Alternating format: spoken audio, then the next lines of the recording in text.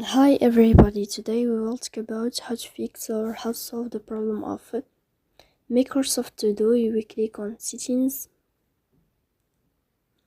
In this page, you will click on apps, default apps, app settings. On above, you can search about To Do app and you will enter. Then you can click on first stop and you can click OK. After that, you'll enter to the window of storage. Here you can click on clear cache.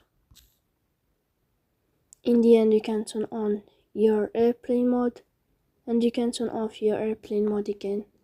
So please don't forget to support us by like and subscribe.